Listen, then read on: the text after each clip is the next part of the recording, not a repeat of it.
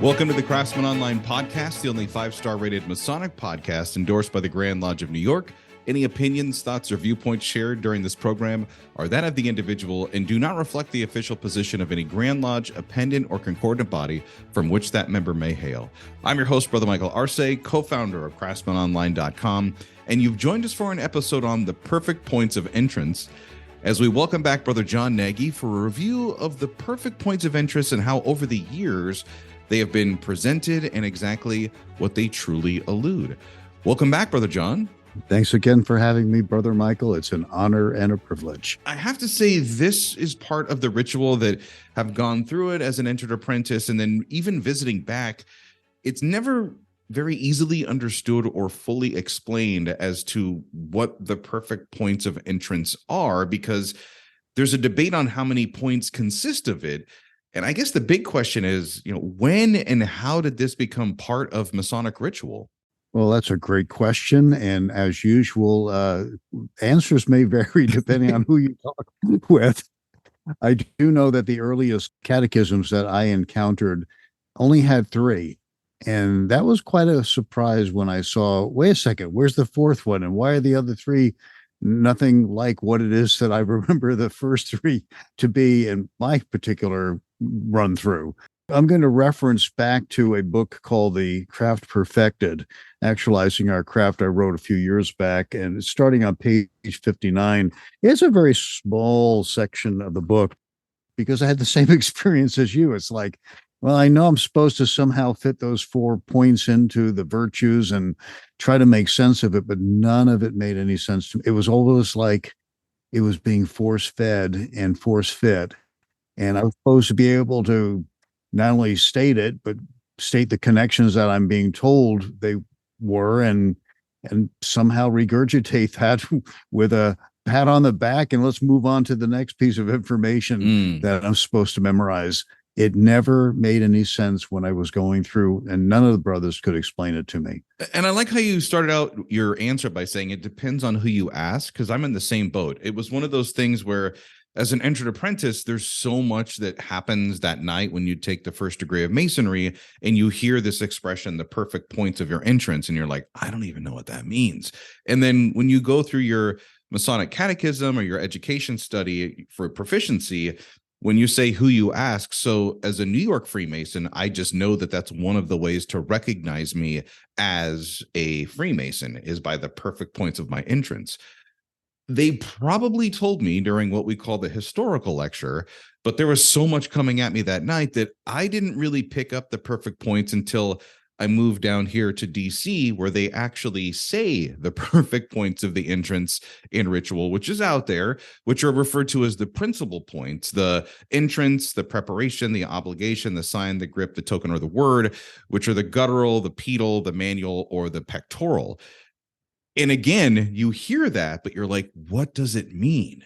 Therein lies, I think, one of the biggest confusing points is that we hear the word perfect, we connect it to points, and then we hear entrance, and we're somehow supposed to understand what it is that these mean to us.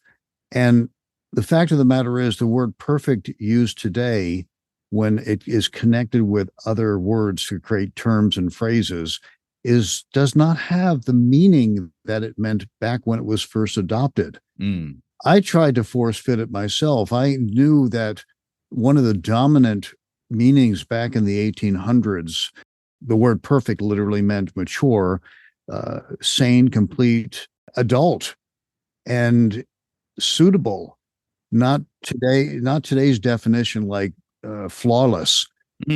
Still didn't make any sense until I started reading things having to do with legalese: to perfect, satisfy all requirements, corresponding to an ideal standard of or abstract concept, legally valid or complete. And I'm saying to myself, okay, so when I hear perfect points of entrance, these are the standards to which all brothers are being entered into the lodge by. You had mentioned 5 things: the preparation, the obligations, signs, grips or tokens, and word. When you put all that together, there's a set of sequences that the brothers have to go through in order for them to be entered properly. When you hear perfect points of entrance, it's really all the standard ways of bringing a brother in have to be put forth in due form to assure that the candidate was brought in properly. I'm going to digress a bit because I've written absolutely nothing about this, but this has been some really neat conversations that I've had with other master masons. As an operative mason, if you go back to the standard of entrance for an apprentice in an operative setting, they had to be able of birth, which is to say, freeborn with all limbs intact.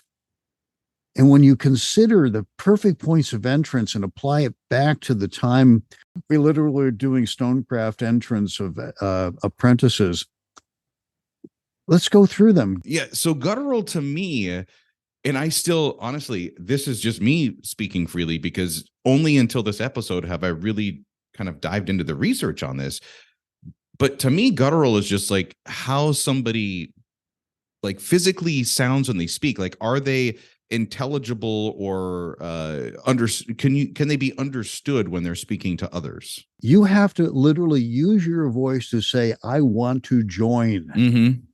And not only that, but when we go back to that phrase, able of birth, free, which is to say, freeborn and with all limbs intact, that entire phrase basically means that the individual who is coming in must be free of all flaws that would prevent them from becoming a master mason.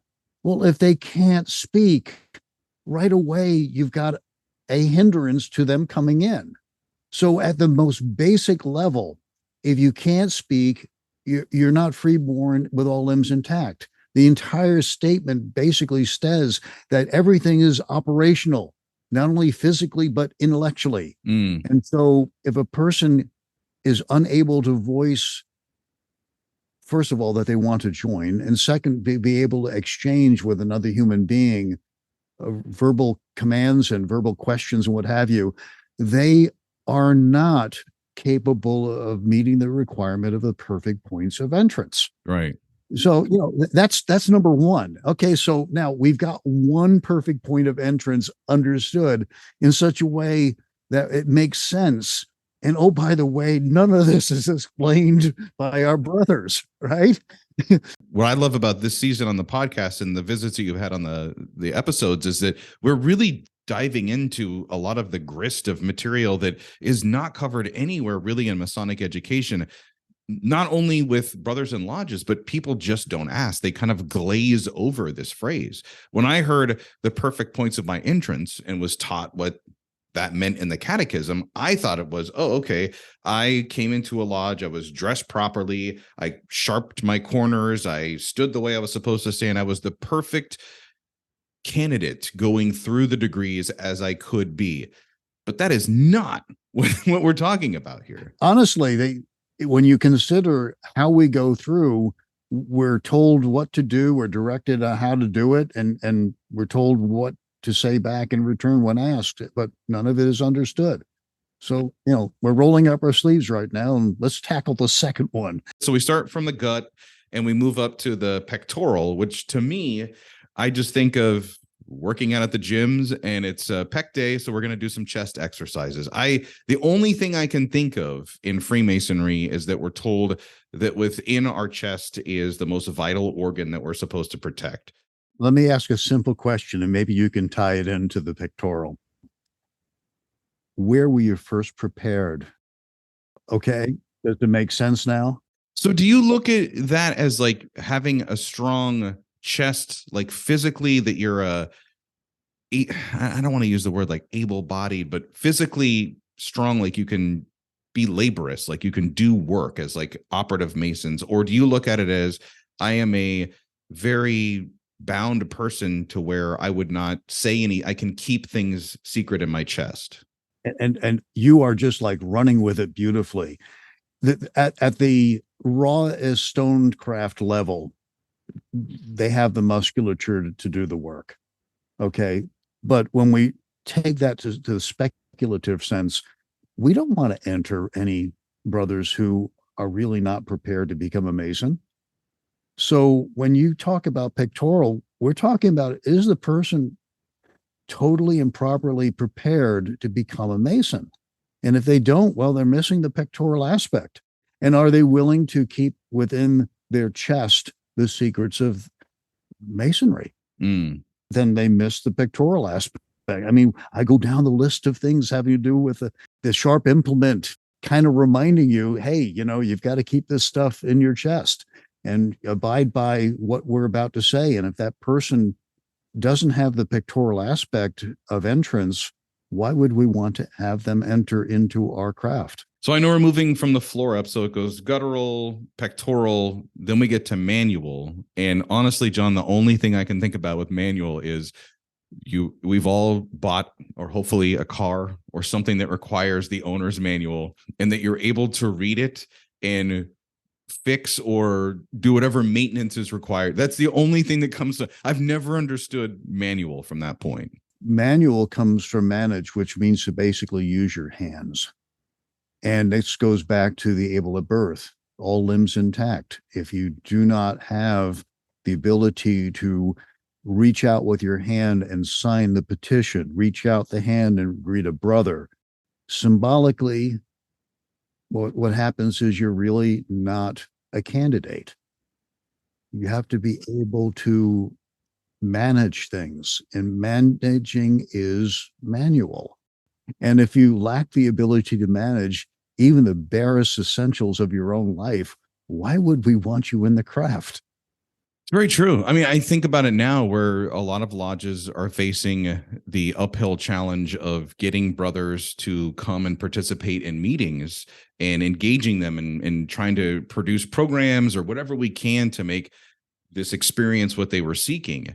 And that's absolutely a question that I think everyone is talking about when they say guarding the West Gate. It's, yes, we should be looking at the quality or the character of the individual, but also, are they really doing this to just get this small thing and then leave, or are they looking to make a lifelong commitment? Because Freemasonry it's a way of life. It's not just a short-term agreement that you make. When you look at just the first three, if the person lacks the ability to communicate, doesn't have the heart for what it is they're about to get involved in, and are unable to even manage the barest aspects of their lives, why would we want them? The last one, this one can be confusing because if you read it incorrectly, it looks like it says the petal. It's the petal. And to me, when I first heard it, I thought of the penal, like the pineal gland in your mind, because I understood we're working our way from the floor up. So to this, that's all I have for an explanation. I'm turning over to learn from you. Basically, what we're talking about here are your legs. Again, from an operative sense, all limbs intact. So what happens here is when we take the operative sense, of course, you would not want to have any apprentice that can't communicate, can't do manual labor, cannot manage, and also has no standing. However, when you consider that what it stands for is, this is how an apprentice enters into and across the threshold from the profane world to the temple world. This is how they circumambulate. And this is how they wind up moving about the lodge. This is what they use to first approach the altar, to commit to the obligations that are required. So much of this goes back to the operative, but when you see what the Petal is associated with, it has to do with justice. If an individual is incapable of movement, if they're stuck, if they're not able to emulate, and also if they have no standing of justice in their lives, as in a value system, why would we want them to enter? These are some of the things that come up very quickly for me, only after 20 years of examination.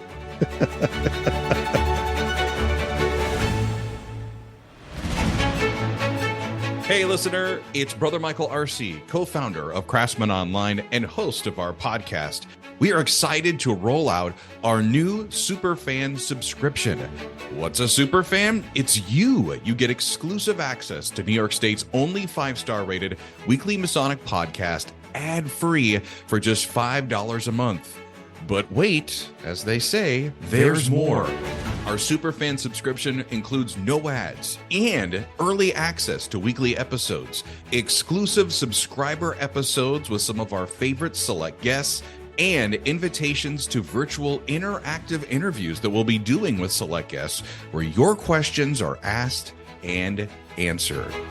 Sign up now by hitting the link in this announcement to become a superfan and take your listening experience to the next level.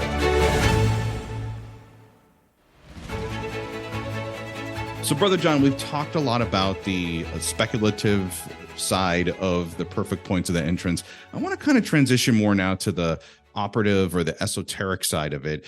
And doing some research into our episode, I consulted Coyle's Masonic Encyclopedia, and it offers this definition: the four perfect points of entrance constitute the esoteric closing of each of the lectures on temperance, fortitude, prudence, and justice, to which they respectively do not apply, illustrate, or in any way belong, so that the esoteric portions of the 4 lectures have to be somewhat manipulated to make a connection with them. Now, I'll tell you this. I went to law school for 1 year, and when I read that definition, I felt like I honestly got nothing from it. So esoterically, my question to you is, as a learned, seasoned brother, do you feel that the perfect points allude to the entrance of the candidate into lodge, as we've discussed, or is there also a possibility that some of the ceremony, the ritual of being admitted or becoming obligated to the craft, are also instilled into the perfect points of entrance? In order for you to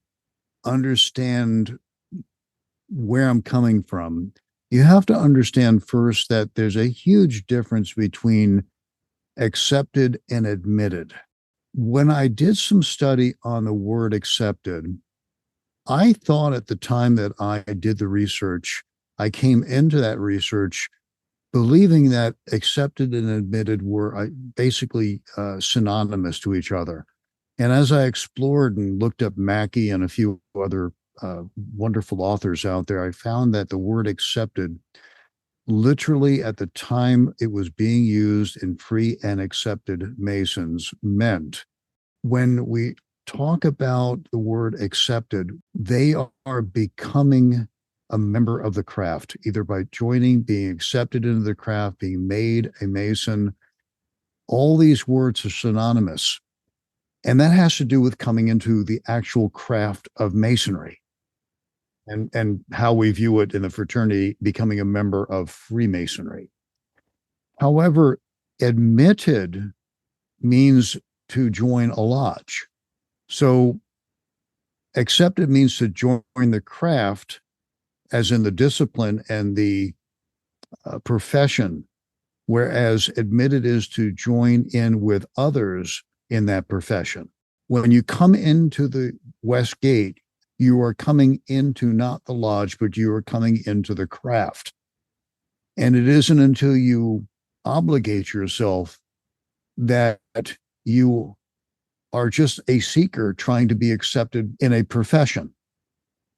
But it is after you are accepted as a member of the craft that you can be admitted into the lodge. What you're explaining to me is that if there was a bar for Freemasonry, and by bar, I mean, this is the difference between talking to somebody who has an MD or a PhD, and why, yes, on paper, they're a doctor, but they'll say, I'm not a practicing physician. I have not taken the boards to become that. Like, yes, you can go to law school and get a legal degree, but until you pass the bar, you cannot be a practicing attorney.